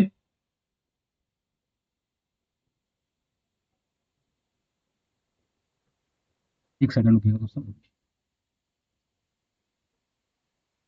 चलिए, तो ज्यादातर इसका उपयोग डेटा बैकअप के लिए किया जाता है। ठीक है, जैसे हम फोन में इसमें मुझे अगर कंप्यूटर में कोई भी स्टोरेज करना है तो मेरी इसकी 1 TB है। ठीक है, 1 TB है तो मैं क्या करता हूँ, इसमें डाटा डाल देता हूँ, तो डाटा क्या है, मेरा भविष्य के लिए स्टोर रहता है। ठीक है, ओके, चलिए, इसका बेसिकली उपयोग क्या होता है, डेटा को बैकअप के लिए किया जाता है। केंद्रीय प्रोसेसिंग इकाई सीपीयू को वर्तमान में जिस डेटा की आवश्यकता नहीं होती है उसे द्वितीयक मेमोरी में संग्रह किया जाता है तथा जरूरत पड़ने पर इसे मुख्य मेमोरी में कॉपी कर उपयोग किया जाता है। ओके, जब जब तक उसे जरूरत नहीं है सीपीयू, तो वो सेकेंडरी मेमोरी पड़ा रहेगा, और उसे जरूरत होगी तो वो क्या कर लेगा, उसको उठा लेगा वहां से। आजकल उपयोग होने वाले मैग्नेटिक टेप तथा मैग्नेटिक डिस्क इसके मुख्य उदाहरण हैं। ठीक है, तो क्या होता है, मैग्नेटिक टेप और मैग्नेटिक जो डिस्क है इसके क्या होते हैं, उदाहरण होते हैं। ठीक है, चलिए, तो ये मैग्नेटिक टेप हो गया, मैग्नेटिक डिस्क हो गया, ये क्या होता है, आपकी सेकेंडरी मेमोरी होती है, और इस पर आयरन आयरन जो ऑक्साइड होता है उसकी परत चढ़ी होती है। ठीक है, चलिए, अब पढ़ते हैं हम हार्ड डिस्क। ठीक है, हार्ड डिस्क आपको मालूम है हार्ड डिस्क क्या होती है। ओके, चलिए, हार्ड डिस्क देख लेते हैं। तो हार्ड डिस्क सीपीयू के अंतर्गत डेटा स्टोर करने की प्रमुख डिवाइस होती है। ठीक है, तो हार्ड डिस्क क्या होती है, सीपीयू के अंतर्गत डेटा स्टोर करने की प्रमुख डिवाइस होती है। यह दूसरे डिस्क की तुलना में उच्च संग्रहण क्षमता, ठीक है, यानी कि इसकी मेमोरी जो स्टोरेज होती है वो काफी हाई होती है, विश्वसनीयता तथा तीव्र गति प्रदान करता है। चूंकि ये डिस्क एक बॉक्स मॉड्यूल के अंदर रीड तथा राइट हेड के साथ सील रहता है। ठीक है, इस तरीके का होता है ये। ठीक है, यहाँ से दिखाने की कोशिश करता हूँ। इस तरीके का कुछ ही होता है। ठीक है, इस तरीके एक कैसेट टाइप की होती है, आप बोल सकते हो। ठीक है, फोन जैसा ही इसका एक मॉड्यूल का, फोन से थोड़ा चौड़ा होता है ना, इस तरीके का एक होता है जिसमें आपका ये अंदर से हार्ड डिस्क लगी होती है। ओके, ठीक है, चलिए, तो यह वातावरण तथा खरोच से भी, और ये पूरा मतलब पैक होता है, ऐसा नहीं दिखता ऊपर से, ये अंदर से पूरा ऊपर से कवर होता है। ठीक है, मतलब ब्लैक टाइप का आप कह सकते हो, मतलब फोन अगर पूरा ब्लैक कर दो उसको कवर करके, तो इस तरीके का होता है। ठीक है, चलिए, तो ये क्या होता है, वातावरण तथा खरोच से भी सुरक्षित रहता है। रीड तथा राइट हेड डिस्क के किसी भी ट्रैक को किसी भी सेक्टर पर सीधे पढ़ लिख सकता है, जिससे डेटा को पढ़ना या लिखना तेज गति से होता है। कंप्यूटर में अक्सर इसे सी ड्राइव के नाम से जाना जाता है। आपके कंप्यूटर में दो तरीके की ड्राइव होती है, सी ड्राइव, डी ड्राइव होती है, और भी होती है ईएफ। तो मेनली जो सी ड्राइव होती है, सी ड्राइव, उसको जो हार्ड डिस्क होती है उसी के नाम से जाना जाता है। ठीक है, तो सी ड्राइव क्या होती है, हार्ड डिस्क जो होती है आपकी सी ड्राइव के अंतर्गत होती है। ठीक है, इसलिए बोला था कि जो भी डाटा आप सेव करें वो सी ड्राइव में सेव करें। कंप्यूटर के अंतर्गत इसी हार्ड डिस्क में सभी प्रोग्राम या डेटा इंस्टॉल्ड रहते हैं। कंप्यूटर के आपके जो भी हार्ड डिस्क में सभी प्रोग्राम वगैरह होता है, जो डेटा होता है, वो इसी में इंस्टॉल रहता है, जिसका उपयोग हम अपनी जरूरत के अनुसार करते हैं। हार्ड डिस्क जो है आपकी 10 GB, 20 GB, 40 GB, 80 GB, अब तो बहुत जीबी आ गई यार, बहुत मतलब 1 TB, 2 TB, है ना, 512 GB, बहुत आ गए ना, आदि क्षमता में उपलब्ध है। डिस्क को ट्रैकों तथा सेक्टर में विभाजित किया जाता है, जिसे फॉर्मेटिंग कहते हैं। जो आपकी हार्ड डिस्क होती है ये किस में विभाजित होती है, तो ट्रैक एंड सेक्टर में विभाजित हुई है। ध्यान रखना, ट्रैक एंड सेक्टर में जो है आपकी हार्ड डिस्क विभाजित होती है, और इसको हम क्या कहते हैं, इस पूरी प्रोसेस को हम कहते हैं फॉर्मेटिंग। ठीक है, इसको क्या कहते हैं, पूरी प्रोसेस को फॉर्मेटिंग कहते हैं। ठीक है, तो हार्ड डिस्क होती है वो ट्रैक और सेक्टर में बटी होती है, जिसे हम फॉर्मेटिंग के नाम से जानते हैं। ठीक है, चलिए दूसरा है आपका सीडी रोम। सीडी रोम क्या होता है, तो सीडी रोम यानी कि compact disc read only memory हम इसे बोलते हैं। ठीक है, compact disc read only memory. CD ROM को ऑप्टिकल डिस्क भी कहते हैं। तो क्या है ये जो आप देख रहे हैं, इसको सीडी रोम बोला जाता है, और इसी को हम ऑप्टिकल डिस्क भी कहते हैं। ऑप्टिकल डिस्क के ऊपर डेटा को स्थायी रूप से अंकित किया जाता है। लेजर की सहायता से सीडी की सतह पर अति सूक्ष्म गड्ढे बनाए जाते हैं। सीडी में अंकित डेटा रिकॉर्डिंग मिट नहीं सकती है। रिकॉर्डेड डेटा को पढ़ने के लिए कम तीव्रता वाले लेजर बीम का उपयोग किया जाता है। ठीक है, तो इसमें जो भी सीडी जो होती है आपकी सीडी रोम, इसमें एक बार डेटा लिख दिया तो आप उसे मिटा नहीं सकते, पहली बात तो। ठीक है, और लेजर की सहायता से इसमें भरा जाता है, छोटे छोटे गड्ढे हो जाते हैं, आपको दिखते नहीं है। ठीक है, आपने देखा हो ना, सीडी आती थी पहले। ठीक है, वो दूसरा, जब आप इसे पढ़ते थे, आपने इसको, जो आपके जो भी प्लेयर्स वगैरह होते थे, जो भी आपको जो डिवाइस होते थे जिसमें इसका यूज होता था, तो वहां आप छोटा छोटा आपको किसी में रेड लाइट, किसी में ग्रीन लाइट, जो लेजर थी वो आपको दिखती होगी, जिसकी सहायता से इसे पढ़ा जाता था। ठीक है, चलिए इनमें ट्रैक स्पाइरल होता है, जिसमें डेटा को हार्ड डिस्क की अपेक्षा तीव्र गति से पढ़ा नहीं जा सकता है। ठीक है, इसमें डाटा बहुत धीमी गति से पढ़ा जाता था।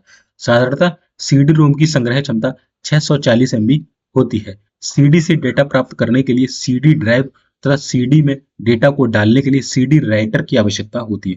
ठीक है, जब आपको इसे पढ़ना है तो आप किससे पढ़ेंगे, सीडी ड्राइव से आप इसे पढ़ पाएंगे। ठीक है, जब आपको इसको पढ़ेंगे। ठीक है, और अगर आप मैं इसको आपको इसमें डेटा को डालना है, तो वो सीडी राइटर की आवश्यकता से आप राइटर यानी लिखना, है ना, ड्राइव ड्राइव में से आप पढ़ेंगे। ओके, चलिए इसे वॉर्म कहते हैं। इसे क्या कहते हैं, वॉर्म कहते हैं। काफी बार इसका फुल फॉर्म पूछा जाता है, तो राइट वंस रीड मैनी, है ना, इसे वॉर्म कहते हैं। जो सीडी रोम होती है, इसको, इसमें जो डेटा लिखना और इसे पढ़ना जो प्रोसेस होती है, उसको हम वॉर्म कहते हैं, यानी कि राइट वंस रीड मैनी, यानी एक बार लिखा जाएगा और पढ़ा आप इसे कई बार सकते हैं। ठीक है, तो इसे वॉर्म डिस्क भी कहते हैं, अर्थात वैसा सीडी जिस पर केवल एक बार लिखा जा सकता है पर बार बार पढ़ा जा सकता है। ठीक है, तो उसे हम क्या कहते हैं, वॉर्म कहते हैं। अंकित डेटा में कोई परिवर्तित नहीं किया जा सकता। ठीक है, तो इसमें जो भी डेटा स्टोरेज कर लिया गया, अंकित कर लिया गया, उसमें कोई भी आप चेंज नहीं कर सकते। चलिए इसके बाद आती है आपकी CDRW।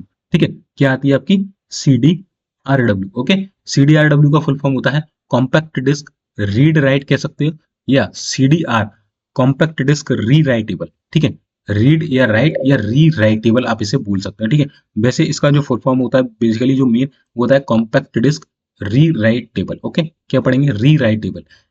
ठीक है, तो यहाँ पर पूरा देख लेते हैं दोबारा से। CDRW CD read write, CDRW compact disc rewritable भी ऑप्टिकल डिस्क है। ठीक है, ये भी क्या होती है, एक प्रकार की ऑप्टिकल डिस्क की होती है। ठीक है, उसी प्रकार की एक ये डिस्क होती है आपकी।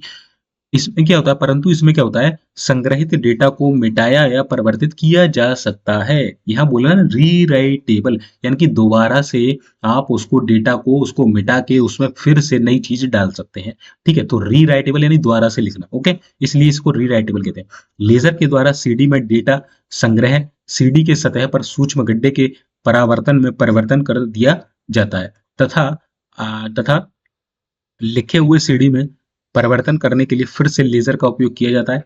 इस प्रकार के सीडी का उपयोग करने के लिए CDRW ड्राइव की आवश्यकता होती है, ठीक है। तो CDRW जो होता है बेसिकली, है ना, CDRW कॉम्पैक्ट डिस्क रीराइटेबल, इसका यूज क्या होता है, रीराइटेबल, दोबारा से हम आप उसमें डाटा को लिख और पढ़ सकते हैं, उसको हम बोलते हैं CDRW। ओके, चलिए अब देखिए मैग्नेटिक टेप, इस तरीके की आपने टेप्स वगैरह देखी होंगी ना, जो पहले चलती थी, रेडियो जो आता था उसमें, तो मैग्नेटिक टेप इसे बोलते हैं। यह सबसे सफल बैकिंग स्टोरेज माध्यम है, ठीक है।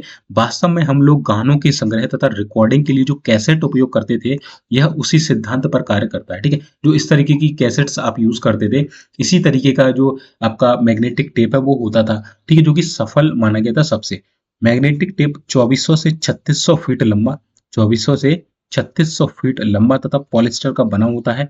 इसे रील में लपेटा जाता है, ठीक है। जो मैग्नेटिक टेप है वो 2400 से 3600 में, आपको मालूम होगा कि इसमें एक टेप होती थी, ठीक है, ऐसे व्हाइट कलर का जो पट्टा होता था वो होता था, जिसे एक पॉलिस्टर का बना होता है। इसे रील में लपेटा, जो एक रील होती थी उसमें इसको ऐसे ऐसे करके लपेट देते थे, ठीक है। इसमें उंगली डाल के करते थे ना अपन पहले, ठीक है। चलिए, पंच कार्ड तथा पेपर टेप की तुलना में इसमें विशाल डेटा संग्रह किया जा सकता है। पंच कार्ड और पेपर टेप की तुलना में इसमें ज्यादा डाटा स्टोर होता है।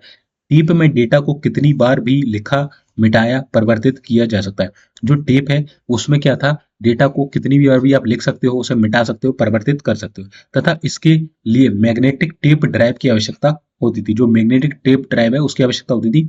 सभी मैग्नेटिक टेप ड्राइव में दो रील होते थे। एक रील के टेप जो पढ़ने या लिखने, रीड और राइट में उपयोग होता था, फाइल रील कहलाता था, ठीक है। तो एक इसमें दो तरीके के क्या होते थे, रील होते थे। प्रत्येक मैग्नेटिक टिप में दो रील होते थे, ठीक है, दो रील होते थे, जिसमें क्या था, एक जो आपका रील था उसको टेप में पढ़ने या लिखने के लिए यूज किया जाता था, जिसे हम फाइल रील कह लेते हैं, ठीक है। तो आपकी जो कोई भी फाइल बनी होगी उसमें क्या करते हैं, आप उसको पढ़ लेते हैं, फिर उसको उसमें लिख लेते हैं, उसमें पढ़ लेते हैं, तथा दूसरा जो दूसरा टेकअप रील कहलाता था। दूसरा क्या कहलाता, टेकअप रील कहलाता, ठीक है। तो दूसरे रील को क्या कहते थे, टेकअप रील कहते थे, और पहले वाले को फाइल रील के नाम से जानते थे, ठीक है।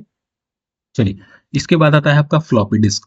फ्लॉपी डिस्क भी काफी इंपॉर्टेंट है, ये कई बार पूछा जाता है कितने साइज के होते हैं, तो एक होता है आपका 3.5 इंच और दूसरा होता है 5.25 इंचेस का, ठीक है। चलिए, एक होता है आपका 8 इंच का। तीन तरीके के जो आपके जो फ्लॉपी डिस्क है वो अवेलेबल होते हैं। फ्लॉपी डिस्क यह मुख्यतः तीन आकारों, 8 इंच, 5.25 इंच और 3.5 इंच में आता है। इसका साइज पूछा जाता है, तो इस चीज का आपको विशेष ध्यान रखना है कि साइज आपको याद होना चाहिए। ओके, चलिए, धूल या खरोंच से बचाने के लिए डिस्क प्लास्टिक के कवर में बंद रहता है। ये क्या होता है, एक प्लास्टिक का कवर होता है, उसमें क्या होती है, ये जो आपकी फ्लॉपी डिस्क का वो कवर रहती है। डेटा को पढ़ने या लिखने के लिए कवर के ऊपर बने छेद, स्लॉट का उपयोग किया जाता है। जो छेद बना हुआ ना, इसका उपयोग करते हैं डेटा को लिखने या पढ़ने के लिए। ज्यादातर डिस्क ड्राइव में रीड राइट हेड डिस्क के सतह से भौतिक संपर्क से होते हैं, यानी यहाँ से इससे इसी संपर्क से होता है, जो पढ़ने तथा लिखने के बाद हट जाते हैं, जिसके फलस्वरूप टेप को कोई नुकसान नहीं होता है। इसमें डेटा वृत्ताकार टेप पर लिखा जाता है, यानी कि सर्कुलर जो टेप है यहाँ पर, उस पर इसका डेटा लिखा जाता है। यह एक बाह्य एक्सटर्नल मेमोरी है, ठीक है। तो मालूम ही हम एक्सटर्नल स्टोरेज पढ़ रहे हैं, है ना, द्वितीयक सेकेंडरी मेमोरी पढ़ रहे हैं, तो क्या होती है, एक्सटर्नल मेमोरी होती है आपकी, ठीक है। ये बाहर से ही लगाई जाती है। ओके, तो फ्लॉपी डिस्क हो गई आपकी, ठीक है। फ्लॉपी डिस्क का डायरेक्ट एक्सेस माध्यम के रूप में उपयोग किया जाता है, ठीक है। तो फ्लॉपी डिस्क जो है वो डायरेक्ट एक्सेस मीडियम के रूप में ज्यादा उपयोग होती है, ठीक है। तो इसका हम डायरेक्ट उपयोग कर सकते हैं, बाहर से इसे हम यूजिली क्या है, इजिली यूज कर सकते हैं बाहर से लगा के, इसलिए हम इसको डायरेक्ट एक्सेस मीडियम भी कहते हैं, ठीक है। चलिए, अगला है दोस्तों डीवीडी, ठीक है। अगला डीवीडी देख लेते हैं क्या होता है। चलिए, तो अगला था हमारा दोस्तों डीवीडी। डीवीडी क्या होता है, तो डिजिटल वर्सेटाइल डिस्क इसका फुल फॉर्म होता है, या डिजिटल वीडियो डिस्क, दोनों ही इसके फुल फॉर्म होते हैं। डिजिटल वर्सेटाइल डिस्क या डिजिटल वीडियो डिस्क का संक्षिप्त नाम है, ठीक है। डीवीडी इसका किसका पूरा फुल फॉर्म क्या हो जाएगा, डिजिटल वर्सेटाइल डिस्क या डिजिटल वीडियो डिस्क। यह ऑप्टिकल डिस्क तकनीक के सीडी रोम की तरह होता है, ठीक है। जो ऑप्टिकल डिस्क होती है उसी टेक्निक पर ये आधारित होता है। इसमें न्यूनतम 4.7 जीबी डेटा एक पूर्ण लंबाई की फिल्म संग्रहित किया जा सकता है, ठीक है। इसमें जो मिनिमम जो है वो 4.7 जीबी डेटा, ठीक है, मिनिमम डेटा बता रहा है 4.7 जीबी, ठीक है। तो इसका ध्यान रखना है किस साइज में मिनिमम डेटा स्टोर होता है, 4.7 जीबी के डाटा इसमें स्टोरेज किया था। डीवीडी सामान्यतः फिल्मों और अन्य मल्टीमीडिया प्रस्तुतियों को डिजिटल रूप में प्रस्तुत करने का एक माध्यम है। यह एक तरफा या दो तरफा सिंगल और डबल साइडेड होता है। तो आपने देखा होगा पहले जो आप सीडी मार्केट में लेके जाते थे, इस साइड से लगाएंगे तो दूसरी फिल्म चलेगी, और अगर उसको बैक साइड से लगा देंगे पीछे की साइड से, उसमें दूसरी फिल्म लगेगी। ठीक है, इस तरीके से। और हर तरफ में एक या दो परत में डेटा संग्रह कर सकते हैं। ठीक है, तो हर तरफ एक या दो परत में डेटा संग्रह कर सकता है। दो तरफा दो परत वाले डीवीडी में 17 जीबी वीडियो ऑडियो या अन्य जानकारियों को संग्रहित किया जाता है। जो दो तरफा दो परत वाले होते हैं उस वाली डीवीडी में 17 जीबी की वीडियो और ऑडियो या अन्य जानकारियों को संग्रहित किया जा सकता है। ओके, चलिए अगला है हमारा पेन ड्राइव। पेन ड्राइव तो सबको मालूम ही होगा यार। यह छोटे की रिंग है ना, छोटे की रिंग के आकार का होता है ना। की रिंग ही तो होती है ये, बिल्कुल की रिंग जो होती है आपकी उसी के आकार का होता है, तथा आसानी से यूएसबी यूनिवर्सल सीरियल बस संगत प्रणालियों के बीच फाइलों के स्थानांतरण तथा संग्रहण करने के लिए उपयोग होता है। यह भिन्न भिन्न क्षमताओं में उपलब्ध होते हैं। जिसे पीसी के जो आपका पर्सनल कंप्यूटर होता है उसका यूएसबी पोर्ट में लगाकर प्लग उपयोग किया जाता है। इसे फ्लैश ड्राइव भी कहते हैं। यह डबल ईपी रोम मेमोरी का एक उदाहरण है, यानी कि electrical erasable programmable read only, यानी कि इसमें विद्युत सिग्नल के माध्यम से इसमें क्या होता है, काम किया जाता है। और इसे ही हम क्या बोलते हैं, फ्लैश ड्राइव भी बोलते हैं। क्या बोलते हैं? फ्लैश ड्राइव का उदाहरण है आपका पेन ड्राइव। ठीक है, इस चीज का ध्यान रखना। चलिए, इसके बाद आती है फ्लैश मेमोरी। फ्लैश मेमोरी काफी इंपॉर्टेंट है, कई बार पूछा गया। ठीक है, इसे फ्लैश रैम भी कहा जाता है। इसे मिटाया तथा फिर से प्रोग्राम किया जा सकता है। ठीक है, ये इसे होगा ना, इसे मिटाया तथा फिर से प्रोग्राम किया जा सकता है। इसे मिटा भी सकते हैं और फिर से लिख भी सकते हैं। इसका उपयोग cellular phone digital camera digital setup box इत्यादि में होता है। जो आपके घर में सेटअप बॉक्स होते हैं, जो डिजिटल कैमरे होते हैं, जो आपके डिजिटल इसका सेल्युलर जो फोन होते हैं, उसमें फ्लैश मेमोरी जो होती है उसका यूज किया जाता है। ठीक है, इसको मिटा के फिर से इससे प्रोग्राम लिख भी सकते हैं। ठीक है, तो इसे क्या होता है, फ्लैश मेमोरी कहते हैं, इसे फ्लैश रैम भी कहते हैं। पेन ड्राइव को फ्लैश ड्राइव के नाम से भी जाना जाता है। चलिए, हमने यहाँ पर थ्योरी सेक्शन कंप्लीट कर लिया। चलिए अब हम इसके एमसीक्यू जो है यहाँ पर लगा लेते हैं। ओके, चलिए। तो पहला है दोस्तों आपका रीयूजेबल ऑप्टिकल स्टोरेज का टिपिकली एक्रोनिम क्या होगा। रीयूजेबल यानी दोबारा से यूज कर सके। तो मैंने आपको बताया था क्या होता है, CDRW, यानी कि कॉम्पैक्ट डिस्क रीराइटेबल। ओके, चलिए। दूसरा है बिजली बंद कर दिए जाने के बाद जो स्टोरेज अपना डाटा रखती है उसे क्या कहते हैं। तो उसे कहते हैं नॉन वोलेटाइल स्टोरेज, यानी कि जो आपका रोम होता है ना, जो आपका सेकेंडरी मेमोरी जितनी भी होती है, जो स्थायी जो स्टोरेज होते हैं, उनमें बिजली बंद कर दिए जाने के बाद भी आपका जो डाटा है वो स्टोरेज रहता है। क्या बोलते हैं उसको, नॉन वोलेटाइल स्टोरेज बोलते हैं। कंप्यूटर डाटा को गैदर करते हैं, यानी कि इकट्ठा करते हैं। इसका अर्थ है कि वे यूजर को डाटा डैश करने देते हैं। क्या करने देते हैं, डाटा को स्टोर करने देते हैं। भाई कंप्यूटर डाटा इकट्ठा कर रहा है तो उस डाटा को स्टोर ही कर रहा होगा ना। ठीक है, चलिए। फोर्थ नंबर का क्वेश्चन है, डैश एक प्रकार की स्थायी मेमोरी है। ठीक है, जो स्टार्टअप के लिए जरूरी है, जो स्टार्टअप के लिए जरूरी उन सभी इंस्ट्रक्शन को होल्ड करती है तथा और पावर बंद होने पर यह इरेज नहीं करती है। तो कौन सी मेमोरी हो जाएगी दोस्तों यहाँ पर, चलिए हम देख लेते हैं। तो दोस्तों हमारा फोर्थ नंबर का क्वेश्चन था कि डैश एक प्रकार की स्थायी मेमोरी है, यानी कि नॉन वोलेटाइल मेमोरी है, जो स्टार्टअप के लिए जरूरी उन सभी इंस्ट्रक्शंस को होल्ड करती है और पावर बंद करने पर यह इरेज नहीं करती है। तो इसका आंसर क्या होगा, मैंने बताया था रोम एक ऐसी मेमोरी होती है आपकी, रोम इसका आंसर हो जाएगा, जो क्या करती है, आपका जो भी पेज पावर बंद होने पर वो इरेज नहीं करती है। जैसे आपका कोई प्रोग्राम है, जैसे है ना, तो वो क्या है, जैसे आपका कैमरा है। ठीक है, तो कैमरा क्या होता है आपका, उसमें मोबाइल में रहता है। अगर आप मोबाइल बंद कर भी दो तब भी वो उसके अंदर रहता है। जैसे ही आप मोबाइल चालू करोगे वो फिर से स्टार्ट हो जाता है। ठीक है, तो पावर बंद करने पर भी वो उसे रेज नहीं करती है। ठीक है, बट अगर रैम में कोई चीज है और अगर आपने पावर बंद कर दी तो वो गेम या जो भी जो एप्लीकेशन है वो रैम से बाहर निकल जाएगी। ओके, पांचवा नंबर है सेकेंडरी स्टोरेज मीडिया से हार्ड डिस्क में, सेकेंडरी स्टोरेज मीडिया से हार्ड डिस्क में सॉफ्टवेयर या प्रोग्रामों को कॉपी करने की प्रक्रिया को क्या कहते हैं।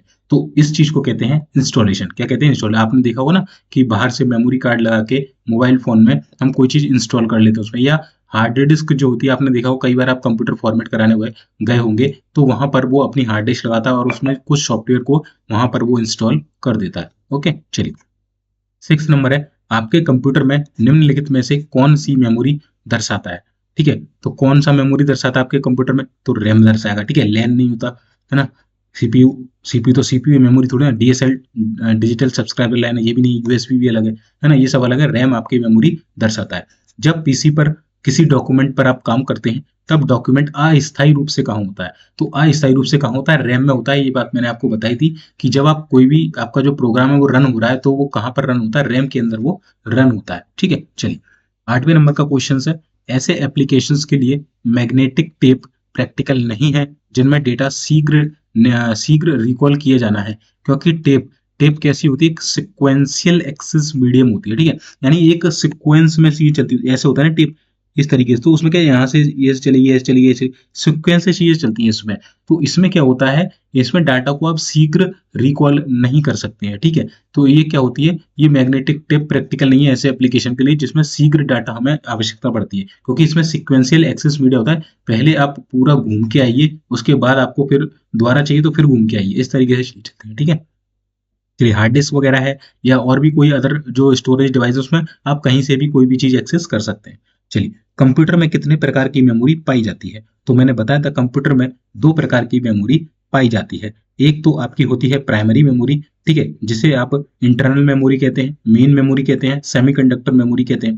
दूसरी होती है आपकी सेकेंडरी मेमोरी, जिसे आप ऑक्सिलरी मेमोरी कहते हैं या बैकिंग स्टोर के नाम से भी उसे जाना जाता है। 10वां है कंप्यूटर के स्टोरेज डिवाइस हैं, कौन कौन से कंप्यूटर के स्टोरेज डिवाइस हैं, तो एएलयू नहीं है, माउस नहीं है, कंट्रोल का संकलन नहीं है, रैम जो है क्या है, एक स्टोरेज डिवाइस हो जाएगा। ओके, चलिए देख लेते हैं।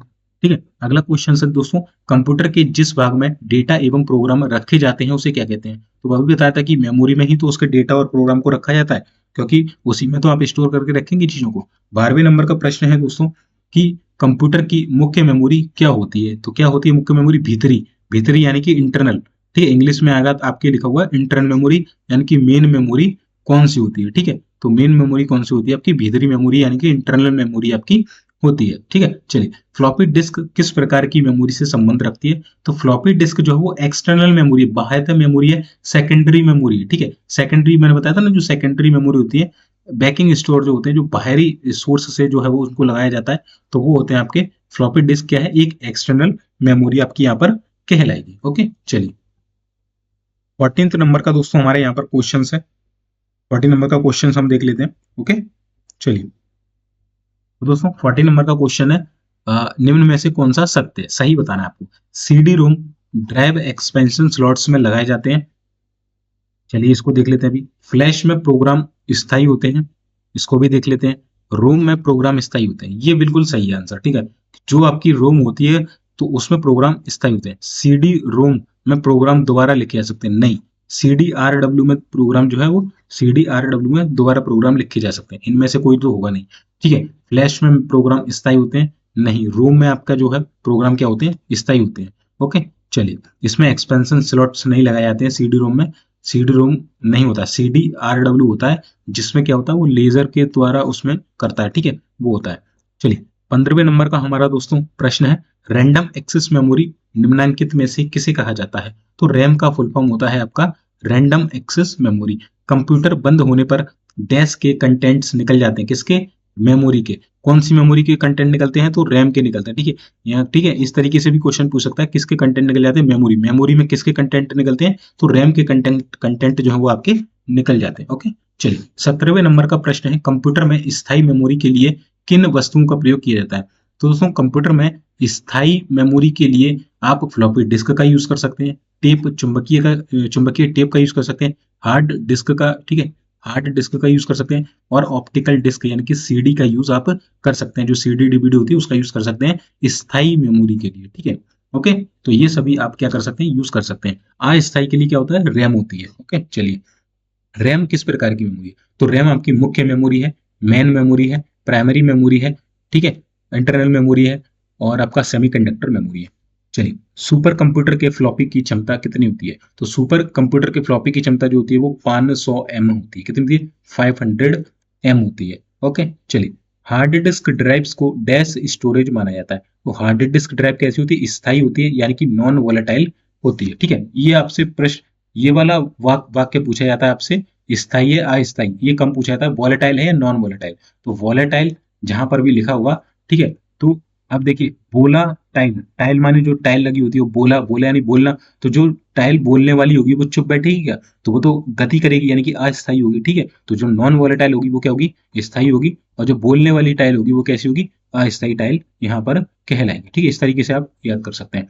निम्नलिखित में से कौन कंप्यूटर का बिल्ट इन मेमोरी है, तो रोम जो है आपका कंप्यूटर का बिल्ट इन मेमोरी है। इसी में जब कंप्यूटर बनाया जाता है तो इसी में उसको स्टोर किया जाता है, ठीक है। फर्मवेयर जो होते हैं वो इसी यही जो है फर्मवेयर का एक उदाहरण भी कहलाता है। ओके चलिए, फ्लैश क्या है, तो फ्लैश क्या है, ये एक रैम होती है, ठीक है। जो फ्लैश होती है वो एक प्रकार की रैम मेमोरी कहलाती है। निम्न में से कौन रैम नहीं है, तो देखिए फ्लैश, फ्लैश रैम है, बिल्कुल रैम है। डायनेमिक रैम बिल्कुल रैम है। स्टैटिक रैम बिल्कुल रैम है। पी रैम, पी रैम कुछ नहीं होता, पी रोम होता है, ठीक है। पी रैम कुछ नहीं होता, ठीक है। तो रैम कितने प्रकार की होती है, एक तो फ्लैश रैम होती है, स्टैटिक रैम होती है, डायनेमिक रैम होती है, ठीक है। तो ये आपको याद रखना है। ओके चलिए, सेल फोनों में किस प्रकार के स्टोरेज डिवाइसों का उपयोग होता है, तो मैंने आपको बताया था जब पढ़ाया था फ्लैश मेमोरी भी, जो फ्लैश मेमोरी होती है वो सेल्स फोन में उपयोग की जाती है, ठीक है। जो सेल फोन होते हैं उसमें फ्लैश मेमोरी का हम यूज करते हैं, ठीक है। इसको भी रीराइट किया जा सकता है। इंटरनल स्टोरेज किस प्रकार का स्टोरेज कहलाता है, तो प्राइमरी स्टोरेज कह लो, मेन मेमोरी कह लो, ठीक है। इंटरनल स्टोरेज कह लो, उसको सेमीकंडक्टर कह लो, तो ये सभी क्या है, इसके ही प्रकार हैं। ओके चलिए, 26 नंबर की हमारा क्वेश्चन है, सीपीयू की संसाधन शक्ति को बढ़ाने के लिए सीपीयू और रैम के मध्य कौन सा माध्यम प्रयुक्त होता है, तो मैंने बताया था जो कैश मेमोरी होती है, ठीक है। यहाँ मान के चलिए ये मेमोरी है, बीच में एक कैश कैश मेमोरी लगी होती है, ठीक है, कैश मेमोरी, और उसके बाद आपका क्या आता है, सीपीयू आता है, ठीक है। तो कुछ जो आप ज्यादा यूज करते हैं जिस प्रोग्राम का, तो वो क्या यहाँ पर आके फिर स्टोर हो जाते हैं, उनको यहाँ से जहां तक भेजने की जगह जब वो बार बार यूज करते हैं तो वो यहाँ पर रजिस्टर हो जाते हैं, फिर आप डायरेक्ट यहाँ से यहाँ भेज सकते हैं, जिससे हमारा टाइम जो है वो कम लगता है। ओके चलिए, 27 नंबर है, किस मेमोरी में रखा डाटा बिजली जाते ही समाप्त हो जाता है, तो मैंने बताया था रैम में रखा जाता डाटा जो है वो बिजली जाते ही समाप्त हो जाता है। सीडी को कॉम्पैक्ट डिस्क के अलावा अन्य किस नाम से जाना था, तो मैंने बताया था ऑप्टिकल डिस्क के नाम से जाना जाता है। सीडी किस प्रकार की मेमोरी है, सेकेंडरी मेमोरी है, यानी कि सहायक मेमोरी है, ठीक है। सेकेंडरी कह लो या सहायक कह लो, एक ही बात है। ओके चलिए, अगला है दोस्तों, डैश रैम का प्रकार नहीं है, डैश जो है वो रैम का एक प्रकार नहीं है, तो कौन सा है, देख सकते हैं 574 जो मेगाबाइट है ये एक रैम का प्रकार नहीं है, क्योंकि इसके कुछ फिक्स जो है प्रकार होते हैं। मेगाबाइट एमबी हो गया, 64 मेगाबाइट हो गया, 32 मेगाबाइट हो गया, 574 नहीं आता, 512 एमबी आता है, ठीक है। 512 एमबी हो सकता है, 1024 एमबी हो सकता है, ठीक है। 1 जीबी हो सकता है, 1024 जीबी हो सकता है, 512 जीबी हो सकता है, 256 जीबी हो सकता है, 128 जीबी हो सकता है, 64 जीबी हो सकता है। 574 क्या है, कोई एक फिक्स वैल्यू नहीं है यहाँ पर। सीडी रोम का उपयोग होता है, किस लिए होता है, तो कॉम्पैक्ट डिस्क को रीड करने के लिए सीडी रोम का यूज करते हैं, compact disc read only memory, ठीक है। चलिए, कंप्यूटर का कौन सा भाग फाइलों को केवल अस्थायी स्टोरेज उपलब्ध कराता है, तो अस्थायी की बात हुई है, यानी कि वॉलेटाइल की बात हुई है, तो वॉलेटाइल कौन सी होती है, तो रैम जो होती है आपकी वॉलेटाइल मेमोरी कहलाती है। सीडी रोम का पूर्ण रूप क्या है, तो मैंने बताया था compact disc read only memory. Storage माध्यम की क्षमता की इकाई क्या होती है, तो स्टोरेज माध्यम की क्षमता की इकाई होती है बाइट। कोई भी चीज जो है वो स्टोर की जाएगी तो उसे बाइट में स्टोर किया जाता है, ध्यान रखना। बिट होती है सबसे छोटी इकाई, बट स्टोरेज माध्यम का जो क्षमता होती है वो बाइट्स में होती है, बिट में कोई चीज जो है स्टोर नहीं होती है, ठीक है। कंप्यूटर के संदर्भ में रैम का तात्पर्य है, तो रैम का तात्पर्य होता है रैंडम एक्सेस मेमोरी, क्या होता है, random access memory. Okay, computer hardware जो आंकड़ों की बहुत अधिक मात्रा का भंडारण कर सकता है, तो कौन सा है वो हार्डवेयर जो कि बहुत अधिक जो आंकड़े हैं उनका भंडारण कर सकता है, तो दोस्तों यहाँ पर मैं आपको बता देता हूँ, ठीक है।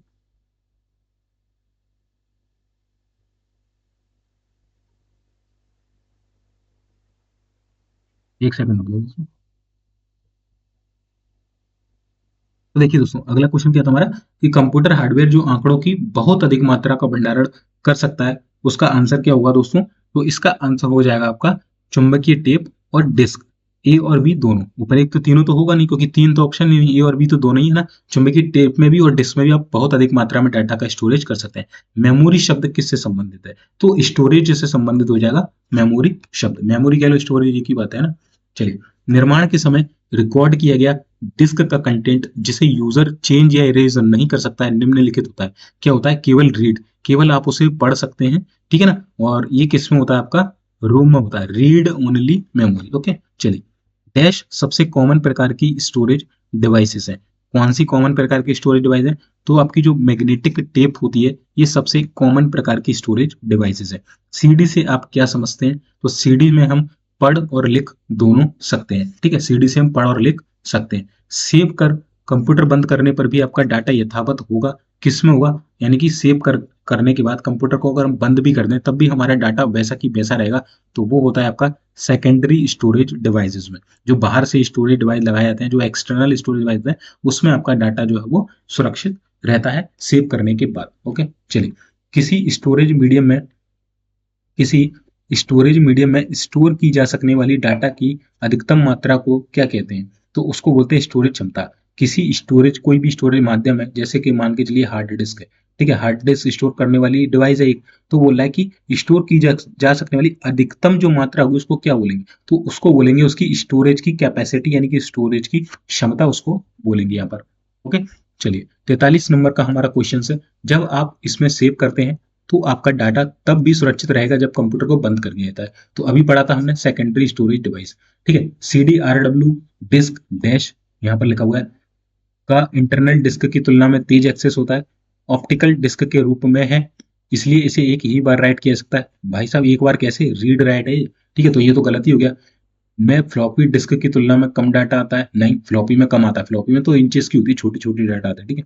चलिए, को इरेज एंड रीराइट किया जा सकता है, बिल्कुल, रीड एंड राइट किया जा सकता है, तो ये आपका आंसर हो जाएगा। ओके, चलिए, कौन सी डिवाइस डाटा और प्रोग्राम के बीच का अंतर समझ सकती है, डाटा के और प्रोग्राम के बीच का जो अंतर समझ सकती है वो कौन सी डिवाइस होती है दोस्तों, तो वो होती है आपकी माइक्रो प्रोसेसर, जो कि डाटा और प्रोग्राम के बीच का अंतर समझ सकती है, माइक्रो प्रोसेसर कह लो, इसे हम सीपीयू के नाम से भी जानते हैं, ठीक है। ओके, यदि मेमोरी चिप वोलेटाइल है, यानी कि अस्थिर हो, तो डैश यह एक्सप्लोड हो जाएगी यदि अधिक तापमान में एक्सपोज किया, कुछ भी, इसके कंटेंट खत्म हो जाएंगे यदि करंट टर्न ऑफ कर दिया जाए। बिल्कुल है, चिप भाई कैसी है, अस्थायी मेमोरी है, रैम की बात यहाँ पर की जा रही, तो जैसे ही आप लाइट बंद करेंगे तो उसमें जो कंटेंट है वो क्या हो जाएगा, खत्म हो जाएगा, तो यही इसका आंसर हो जाएगा।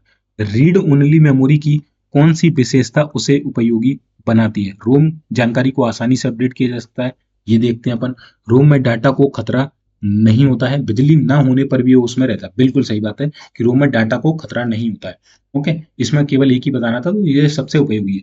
ओके, चलिए, 48वें नंबर का क्वेश्चन, जब प्रोसेसर उनका प्रयोग करता है तब डाटा और प्रोग्राम कहाँ रखे जाते हैं, तो ये रखे जाते हैं आपके मेन मेमोरी में, यानी कि रैम में आपके रखे जाते हैं। ओके, चलिए, डीवीडी का उदाहरण है, डीवीडी किसका, ऑप्टिकल डिस्क का, डिजिटल वर्सटाइल डिस्क या डिजिटल वीडियो डिस्क।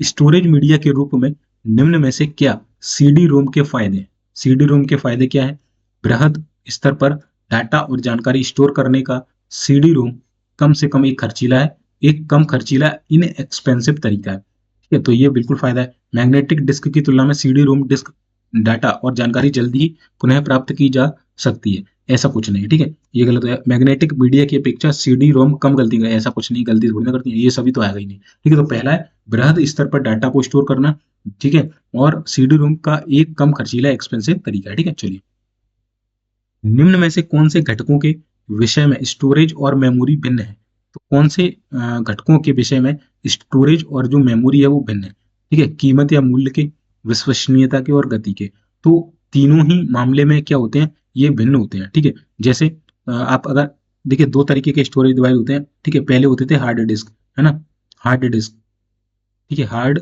डिस्क, अब क्या आ गया, उनका लेटेस्ट वर्जन आ गया SDD। अब ये इससे किस पर, ये भी दोनों स्टोरेज डिवाइस है, दोनों मेमोरी है, बट इसमें अंतर क्या है, इसमें पहली बात तो कीमत का अंतर है, इसकी कीमत क्या है, ज्यादा है, इसकी कीमत क्या है, कम है। विश्वसनीयता की बात करें, इसकी स्पीड ज्यादा है, विश्वास दोनों पे ही किया जा सकता है, वैसे देखे तो विश्वास दोनों पे ही कर सकते। गति की बात करें तो गति SSD की ज्यादा है, इसकी गति कम है, ठीक है, तो ये इनमें थोड़ा सा डिफरेंट आता है, ठीक है, तो ये तीनों ही डिफरेंस आपके स्टोरेज डिवाइस में पाए जाते हैं। ओके, चलिए, कौन से मीडिया में डाटा या जानकारी उनमें यूजर के द्वारा एक से ज्यादा बार स्टोर करने लिखने की क्षमता होती है, तो कौन से मीडिया होते हैं, CDRW, कॉम्पैक्ट डिस्क री राइट टेबल, एक से ज्यादा बार आप इसमें डाटा लिख सकते हैं। स्टोरेज मीडिया जैसे CD जो सूचनाएं डैश के प्रयोग से लिखती हैं और पढ़ती हैं, किसके प्रयोग से, रेड लाइट के लेजर झरोके से, किसी किसी में ज्यादातर में रेड लाइट होती है, किसी किसी में ग्रीन लाइट भी आपको देखने को मिल जाती है, तो रेड लाइट के लेजर झरोके से आपको स्टोरेज मीडिया जैसे CD जो होती है उसमें दिखाई देता है। ओके, जब पावर ऑफ या बंद की जाती है तब कैश और प्रमुख मेमोरी अपने कंटेंट्स खो देते हैं, क्यों खो देते हैं? क्योंकि ये दोनों ही कैसे हैं, वॉलेटाइल है, यानी कि अस्थायी मेमोरी है। कौन सी? कैश और प्रमुख मेमोरी। प्रमुख मेमोरी में भी कौन सी? RAM memory. ओके, चलिए, निम्न में से कौन सा स्टोरेज डिवाइस या उपकरण ऐसा है जो कठिन, रिजिड, रिजिड का कठिन होता है, स्थायी रूप से स्थापित मैग्नेटिक डिस्क का प्रयोग डाटा या जानकारी स्टोर करने हेतु करता है? तो कौन सा है वो? Hard disk. Hard disk tough होती है, ठीक है, और स्टोरेज डिवाइस का एक प्रकार है जो कि मैग्नेटिक डिस्क की तरह ही काम करता है। ओके, चलिए, ठीक है। फ्लॉपी डिस्क बहुत छोटा होता है पहली बात तो, और ये कठिन नहीं होता, थोड़ा सॉफ्ट टाइप का होता है, बट हार्ड डिस्क जो होती है वो टफ होती है। ऑप्टिकल डिस्क भी हार्ड टूट जाएगी, तुरंत टूट जाती है, ठीक है। ये परमानेंट परमानेंट डिस्क तो ये पता नहीं क्या है ना। चलिए, निम्न में से कौन सा स्टोरेज डिवाइस उपकरण का उदाहरण है? निम्न में से कौन सा स्टोरेज डिवाइस या उपकरण का उदाहरण है? तो कौन सा है? चुंबकीय मैग्नेटिक डिस्क बिल्कुल है, टेप्स बिल्कुल है, डीवीडीज बिल्कुल है। तो ये सभी आपके क्या है? स्टोरेज डिवाइस के प्रकार हो जाएंगे। चलिए, 57 नंबर का क्वेश्चन है, निम्न में से कौन सा ऑप्टिकल डिस्क का उदाहरण है? तो डिजिटल वर्सटाइल डिस्क यानी कि डीवीडी, है ना। इसके अलावा सीडी भी होता है आपका। ओके, कंप्यूटर की प्रमुख मेमोरी को डैश भी कहते हैं। तो प्राथमिक या प्राइमरी स्टोरेज, प्राइमरी मेमोरी, आंतरिक मेमोरी यानी इंटरनल मेमोरी, तो ये सभी इसको कहा जाता है। डिस्क को ट्रैकों और सेक्टर में विभाजित करने की प्रक्रिया मैंने बताया था, फॉर्मेटिंग कहलाती है। और ये किस में होती है? ये हार्ड डिस्क में पाई जाती है। ट्रैक और सेक्टर में विभाजित करने की प्रक्रिया, इसको हम बोलते हैं फॉर्मेटिंग। ओके, चलिए, 60 नंबर का क्वेश्चन है, डिस्क के उस कंटेंट को क्या कहते हैं जो विनिर्माण के समय रिकॉर्ड किया गया हो और उसे प्रयोक्ता परिवर्तित या इरेज नहीं कर सकता है? तो उसे क्या कहेंगे? केवल आप रीड कर सकते हैं उसे। स्थायी स्टोरेज डिवाइस कौन सी है? फ्लॉपी डिस्क, बिल्कुल फ्लॉपी डिस्क भी है स्थायी स्टोरेज डिवाइस, है ना। मॉनिटर नहीं है, है ना। रैम, रैम नहीं है, कैश नहीं है, ठीक है। तो आपकी हार्ड डिस्क जो है आपकी क्या होती है? हार्ड डिस्क एक स्थायी स्टोरेज डिवाइस है। ओके, चलिए,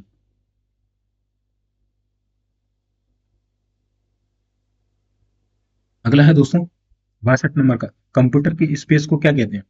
कंप्यूटर का जो स्पेस है उसको क्या कहते हैं? जिसमें डाटा लोड होता है और काम करता है, तो उसको हम बोलते हैं रैम मेमोरी, ठीक है।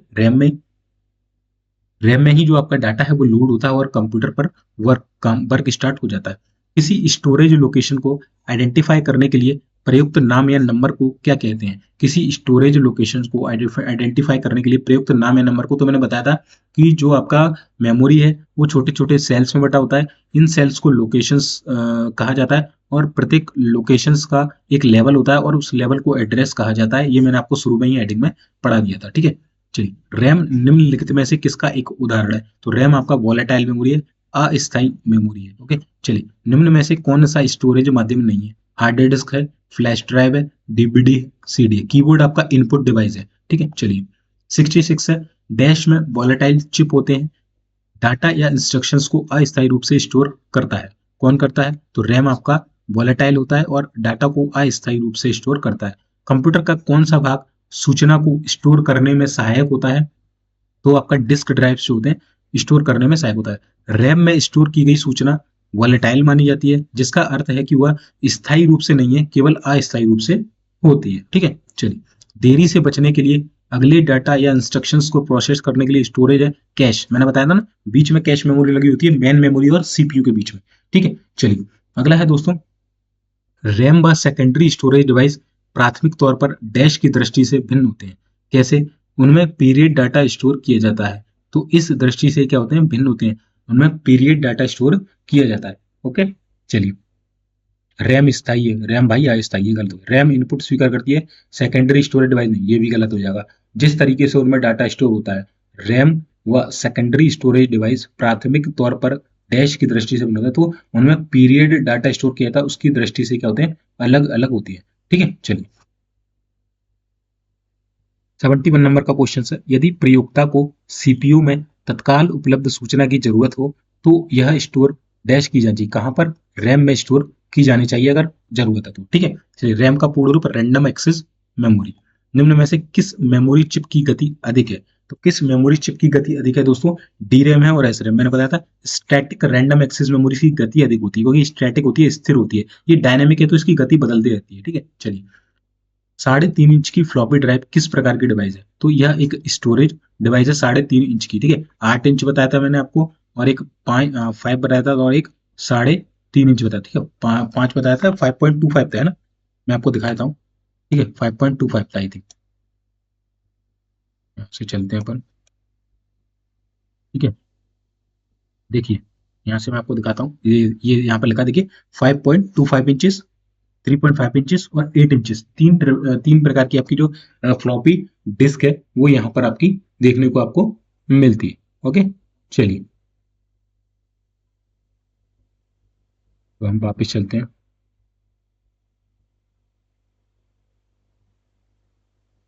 ओके, चलिए अगला क्वेश्चन है दोस्तों, फर्मवेयर से हमारा तात्पर्य, तो मैंने बताया था जब कंपनी कोई भी डिवाइस बनाती है तो उसमें सॉफ्टवेयर और हार्डवेयर का कॉम्बिनेशन होता है, वो उसी समय उसमें यूज कर देती है।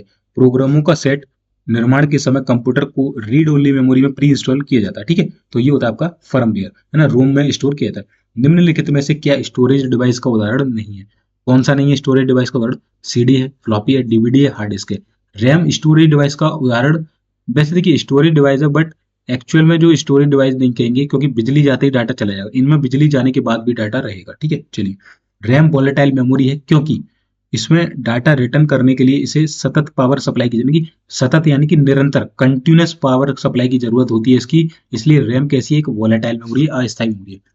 डी रैम का लाभ है, क्या नाम है? तो यह बस एस रैम से सस्ता है, यही लाभ है ना, यही लाभ है बस कि स्टैटिक रैंडम से सस्ता है, बाकी कुछ लाभ नहीं है ना। चलिए, जो डिवाइसेस इंफॉर्मेशन स्टोर करती हैं और कंप्यूटर कार्य करने के लिए जिनका प्रयोग करता है उन्हें क्या कहते हैं? तो जो डिवाइस इंफॉर्मेशन स्टोर करती है और कंप्यूटर कार्य करने के लिए जिनका प्रयोग करता है उन्हें स्टोरेज डिवाइस कहते हैं, क्योंकि उसी में तो इंफॉर्मेशन स्टोर की जाएगी। सीपीयू वर्तमान में जिन प्रोग्रामों और डाटा को प्रोसेस कर रहा होता है उन्हें स्टोर करने के लिए किस कंप्यूटर मेमोरी की, तो इंटरनल मेमोरी कह लो या रैम मेमोरी की हम यहाँ पर बात करेंगे। ठीक है, चलिए जब इसमें बिजली बंद हो जाती है तो मेमोरी के कंटेंट्स गुम नष्ट नहीं होंगे, किसमें? रोम में, ई डबल डबल ईपी रोम में और ईपी रोम में, उपर्युक्त सभी में। ठीक है, इसमें अगर लाइट बंद भी कर देंगे तो डाटा इसमें स्टोर रहता है। C D R W compact disc rewritable आपका आंसर हो जाएगा। चलिए 83 है, निम्नलिखित में से किस मेमोरी को प्रति सेकंड कई मदों को नवीनीकृत करना चाहिए? तो वो होती है आपकी डायनेमिक रैम। मैंने बताया था ये क्या होती है, ये आपकी गतिशील होती है, हर हर पल पल पे ये क्या होती है? चेंज होती रहती है। ओके, चलिए निम्नलिखित में से किस मेमोरी यूनिट को प्रोसेसर के द्वारा अधिक तेजी से अभिगम किया जा सकता है? तो दोस्तों किस मेमोरी यूनिट को प्रोसेसर के द्वारा? तो कैश मेमोरी जो है इसको बहुत तेजी से यूज कर सकते हैं। स्टोरेज डिवाइस कौन सी नहीं है? सीडी है, डीवीडी है, फ्लॉपी डिस्क है, प्रिंटर नहीं है। निम्नलिखित में से क्या द्वितीयक संचय यूनिट नहीं है? सेकेंडरी नहीं होनी चाहिए। डीवीडी सेकंड में आता है, फ्लॉपी सेकंड में आता है, चुंबकीय टेप सेकंड में आता है, बट रैम है वो प्राइमरी में आता है। ठीक है, फर्स्ट में आता है, प्राथमिक में आता है। डीवीडी क्या है? डिजिटल वीडियो डिस्क कह लो या डिजिटल वर्सेटाइल डिस्क कह लो, ये दोनों ही आपके यहाँ पर आंसर कहलाएंगे, इस चीज का ध्यान रखना। ठीक है, चलिए कंप्यूटर सिस्टम हार्डवेयर में द्रुततर महंगा और अपेक्षाकृत छोटा संग्रह रूप क्या है? ठीक है, तो वो होती है आपकी क्या? Cache memory. कैश मेमोरी छोटा है, महंगा है। ठीक है, ये आपका रहता है, महंगा है भाई, छोटा जरूर है, महंगा क्योंकि बहुत तेज होती है। यूएसबी संग्रह युक्ति का कौन सा प्रकार है? तो यूएसबी में आपके जो पेन ड्राइव होते हैं ना वो यूएसबी के थ्रू लगते हैं, तो वो होता है द्वितीयक, सेकेंडरी। रैम का प्रयोग कंप्यूटर में शॉर्ट मेमोरी के लिए किया जाता है, क्योंकि यह परिवर्तनशील होता है, क्योंकि इसमें क्या परिवर्तन होते रहते हैं, चेंज होते रहते हैं, इसको इसलिए इसको शॉर्ट मेमोरी थोड़े ही समय के लिए यूज किया जाता है। कंप्यूटर को जब चालू किया जाता है तो कंप्यूटर जो स्थायी निर्देश का प्रयोग करता है एवं जो दूसरे निर्देशों के द्वारा परिवर्तित नहीं किया जा सकता है वह किस में निहित होगा? तो वह आपका रोम में निहित होता है। ठीक है, जिसमें परिवर्तित नहीं किया जा सकता। ठीक है, तो ये हमारी यहाँ पर जो हमारा मेमोरी का जो टॉपिक था दोस्तों यहाँ पर कंप्लीट होता है, और इसके हमने थ्योरी देखी है और आपके जो यहाँ पर एमसीक्यू थे वो भी हमने कर लिए। इसकी पीडीएफ आपको टेलीग्राम चैनल पर मिल जाएगी।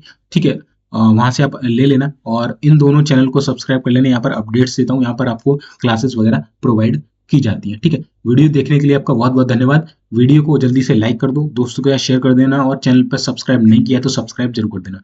मिलते हैं फिर नेक्स्ट वीडियो में, तब तक के लिए जय हिंद, जय भारत।